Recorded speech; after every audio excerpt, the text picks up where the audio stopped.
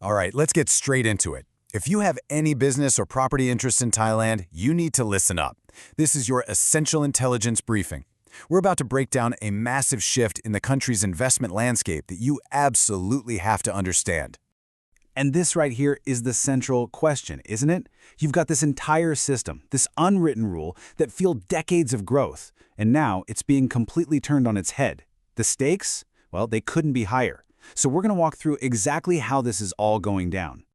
For 30 years, the name of the game was constructive ambiguity. It was this kind of wink and nod deal. The government knew foreign investors used local nominee companies to hold assets. It was an open secret. They looked the other way, collected the taxes, and the economy boomed. But that era is over. Now we're seeing a totally new strategy, an administrative harvest. The state is now actively using its own laws to seize the very assets it once tacitly approved. And there's a specific term for this strategy: lawfare. You've got to understand, this isn't just stricter enforcement. No. This is the government weaponizing its own legal system to achieve a strategic goal. And that goal is the large-scale liquidation of foreign-held assets. Now, what's really striking here is just how perfectly these actions line up with the international definition of lawfare. I mean, look at it. You've got selective enforcement targeting the most lucrative sectors like tourism and real estate. Legal interpretations are being applied retroactively to basically erase ownership history, and it's all powered by a new AI system and wrapped in a nationalistic narrative. This isn't random. It's a playbook. And this gets to the heart of it all, a deep sense of betrayal. For decades, investors operated on what they thought were legitimate expectations. They followed the unwritten rules, paid their taxes, and fueled the economy. But like the slide says, the government is transforming from a referee into a player who also writes the rules. The very government that benefited from that system is now changing the game to take everything back. So how are they actually pulling this off? Well, the strategy is incredibly methodical. It's a three-pronged attack designed to legally dismantle your investment, piece by painful piece. Let's walk through each step. Criminalize, invalidate, and confiscate. First, they criminalize. Those harmless civil nominee arrangements that were just standard practice for years are now being reclassified as a predicate offense for money laundering under the Anti-Money Laundering Act, or AMLA.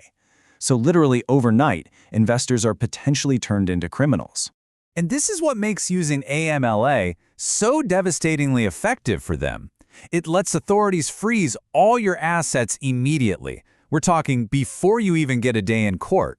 Then the burden of proof flips entirely onto you, and in the public eye, you're already framed as a criminal. It makes the final seizure much easier for them to justify. The second step builds right on top of the first. This is the civil attack, and it all hinges on this really powerful legal concept, void ab initio. It's a Latin term, and it means void from the very beginning. And here's the clash. Your reality is that you spent years and millions building a real business. But the court's logic says that because your company structure was designed to get around foreign ownership limits, the entire arrangement was illegal from day one. In the eyes of the law, it never existed. And if your ownership never existed, well, the state owes you zero compensation when it takes the asset. The final step is just outright confiscation.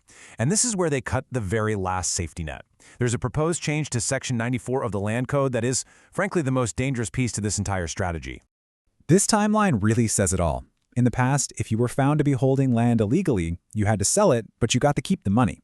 The proposed change for 2026 is a total shift. You're forced to dispose of the land, and the state confiscates 100% of the proceeds. Your asset is just zeroed out. Gone. Remember that number, 21,459. It is not random. That's how many foreign-linked companies have reportedly been flagged for investigation by the government's new high-tech system. And this is the weapon they're using to do it, the Intelligence Business Analytics System, or IBAS. You should think of it as a state-of-the-art digital dragnet, using AI to sift through data from 17 different government agencies to hunt for targets. And this system is incredibly precise. It flags Thai nominees whose income doesn't match the value of the shares they hold. It identifies shell companies and maps out the networks of these professional nominees. And with new rules requiring bank statements and in-person verifications, the old ways of hiding are gone. The system is designed to be inescapable. So that's the threat. It's systematic, it's technology-driven, and it is legally brutal. The obvious question is, what can be done? So let's talk about how you navigate this weaponized zone. The choice is now incredibly stark. The nominees structure, which used to be the standard, is now the high-risk zone. It's a liability that IBAS is specifically designed to hunt down. The only real safe harbor is moving into fully compliant, government-approved structures like those from the Board of Investment, which legally grant you 100% foreign ownership. So the crucial point here is a three-part defense. First, you have to become fully compliant as fast as you possibly can. Second, prepare your documents as if you're going to war. Every single bank transfer, every proof of funds, that's going to be your shield against the AI. And third, use international law. A formal notice under a bilateral investment treaty can escalate a domestic legal issue into an international dispute, and that completely changes the game. So let's end on this thought. What's happening in Thailand isn't just a local issue. It raises a massive question for the entire global economy. When a country turns its legal framework into a weapon against the very investors it once welcomed, the damage goes far beyond its own borders. It shakes the very foundation of international trust.